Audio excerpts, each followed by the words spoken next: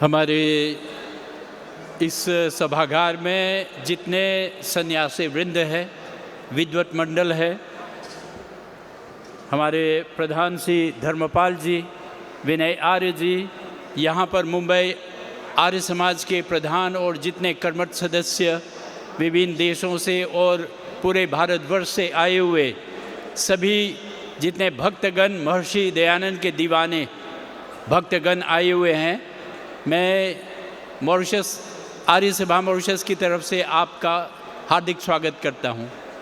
भाई विनय जी ने मुझसे पहले काफ़ी कुछ आपको बता दिया। मैं उस तथ्य पर जाना चाहूँगा कि मॉरिशस में आर्य समाज की स्थापना कैसे हुई। हम बड़े सौभाग्यशाली हैं मॉरिशस वासी, वहाँ के जो हिंदू परिवार है। महर्षि दयानंद ने 1875 में आर्य समाज की स्थापना की और मुंबई में यहाँ पर स्थापना की, और मॉरिशस में हम लोगों को ये सौभाग्य प्राप्त हुआ कि 1903 में पहला आर्य समाज स्थापित किया गया। अब वो कैसे? उस समय मॉरिशस ब्रिटिश कॉलोनी था। यहाँ भारतवर्ष से फौजी लोग ब्रिटिश आर्मी में जाते थे वहाँ पर काम करने। तो एक फौजी था जिसका नाम था भोलानाथ तिवारी। वो वहाँ पर 3 साल के अपने एक अपने ड्यूटी करने गया था। 3 साल के बाद 1998 में जब वो वापस आ रहा है तो आते समय उनका एक ग्वाला था जो प्रतिदिन उनको दूध देता था। तो उन्होंने उपहार के रूप में उन्हें 2 पुस्तकें दी, और वो पुस्तकें कौन सी थी? तो एक था महर्षि दयानंद का महाग्रंथ सत्यार्थ प्रकाश, और दूसरा था संस्कार विधि। लेकिन वो ग्वाले जो है पढ़ने में उतना सक्षम नहीं था, तो उन्होंने अपने गांव के एक व्यक्ति खेमलाल लाला को पुस्तक दी, कहा कि ये मुझे मिला है, मेरे काम का नहीं, आप इसको पढ़ें। तो उन्होंने जब पढ़ा तो देखा ये तो एक बहुत ही क्रांतिकारी पुस्तक है। उस समय हिंदू सभा ग्रसित था अंधविश्वास, अंध परंपरा और तरह तरह के रूढ़िवाद और अत्याचारों से। पढ़ने के बाद उनमें एक जोश आया।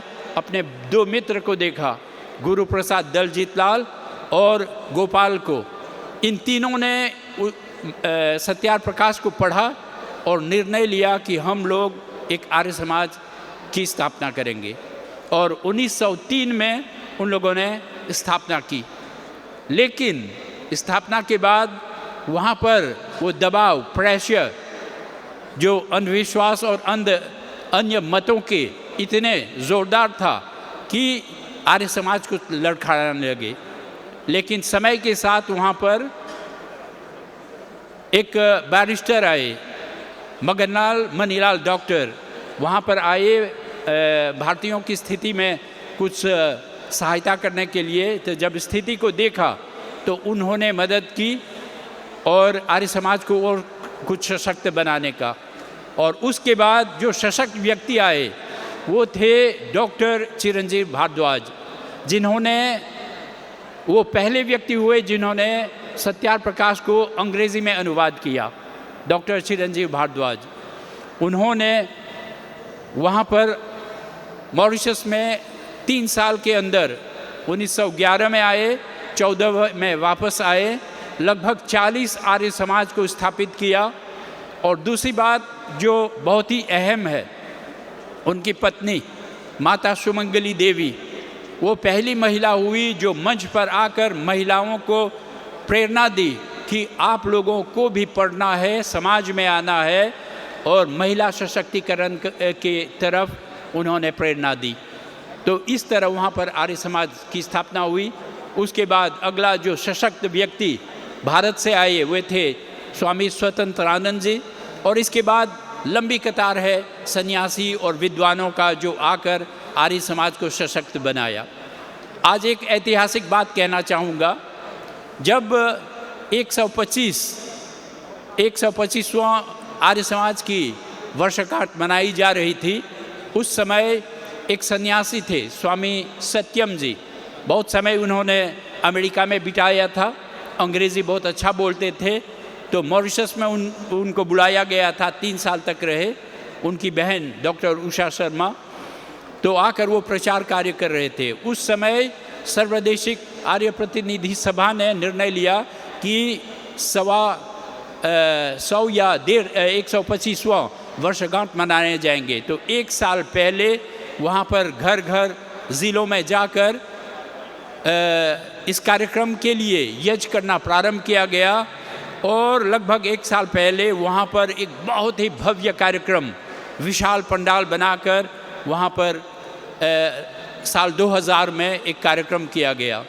फिर कैप्टन देवरत्न और बहुत बड़ी मंडली वहाँ पर आए हुए थे और फिर उसके बाद यहाँ मुंबई में इसी आपके शहर में 125वां वर्षगांठ आर्य समाज का मनाया गया और मॉरिशस से 100 से अधिक लोग, एक शीर्ष मंडल आकर उसमें भाग लिया। ये वो ऐतिहासिक घटना है जहाँ पर 125वां वर्षगांठ और मॉरिशस का यहाँ आना, वहाँ के जो प्रतिनिधि आज 150 साल और मैं, मेरे साथ एक साथी है, हम 2 आए हुए हैं और यहाँ पर मेरा सौभाग्य रहा काकरवाड़ी आर्य समाज में जाकर उस ब्रह्मपरायण यज्ञ में भाग लेने का। और यहाँ पर ये 2 दिन हम आप लोगों के साथ रहेंगे, इस कार्यक्रम में भाग लेंगे। प्रेरणा सुबह से जब मैं देख रहा था लोगों के प्रवचन और जो प्रवक्ता थे, इतने जोश के साथ जो बातें उन्होंने कही वो सही शब्दों में बहुत ही प्रेरणादायक है। और आज हमारे सामने चुनौती है कि हम आर्य समाज का दिशा निर्देश करना हम सबके कंधों पर है। महर्षि दयानंद की बड़ी कृपा थी, उन्होंने आर्य समाज की स्थापना की। शायद या मैं कहूँ निश्चित रूप से ये सबसे बड़ी देन है महर्षि दयानंद का, आर्य समाज का निर्माण करना। उनका सामाजिक जीवन काल बहुत छोटा रहा, लगभग 8, 9, 10 साल का, लेकिन उनके सत्यार प्रकाश और आर्य समाज संस्था ने पूरे विश्व में ये वेद की जो ध्वनि है सर्वत्र गुंजा दिया और ये यज्ञ की परंपरा, यज्ञ की संस्कृति, वैदिक संस्कृति सर्वत्र स्थापित की गई। मैं आज इस अवसर पर समाप्ति से पहले, कल जब मैं काकरवाड़ी वहाँ पर गया तो वहाँ के प्रधान जी ने उस समय के एक स्मारिका मुझे दी जब 100 साल आर्य समाज के 100 साल मनाए जा रहे थे। और मैं कुछ पन्ना जब शाम को उड़ाट रहा था तो एक संत की बात मुझे बड़ा अच्छा लगा और मैं सोचता हूँ कि इस अवसर के लिए भी बड़ा सटीक रहेगा और मेरी प्रार्थना है कि आप लोग ये सुने। वो कौन है? आनंद स्वामी सरस्वती। उस अवसर पर उन्होंने लिखा था, स्वामी दयानंद के प्रेमियों से निवेदन है, स्वामी दयानंद के प्रेमियों से निवेदन है कि महर्षि ने अपना जीवन वेद प्रचार के लिए अर्पण कर दिया था। उनके मिशन को पूरा करने के लिए त्यागी तपस्वियों, सन्यासी, वानप्रस्थी और लगन वाले गृहस्थियों की बड़ी भारी आवश्यकता है। महर्षि दयानंद ने भी कहीं पर लिखा है कि उनके जैसे सहस्त्र लोग चाहिए इस आर्य समाज को ले चलने के लिए।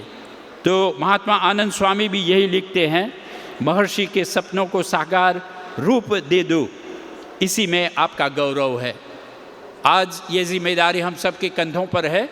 मेरी यही प्रार्थना रहेगी कि वो कहते हैं ना, हम बदले जग बदला। हर व्यक्ति यदि बदले, हर व्यक्ति परिवर्तन लाने का प्रयत्न करे अपने गृह में, अपने परिवार में, अपने बच्चों में, अपने पास पड़ोस में, अपने समाज में, तो हम एक विलक्षण परिवर्तन ला सकते हैं। इस 150वीं वर्षगांठ के अवसर पर मंगल कामना, हम इसी दिशा की ओर बड़े सशक्ति के साथ और जोश के साथ आगे बढ़ें, ऐसी मेरी मंगल कामना।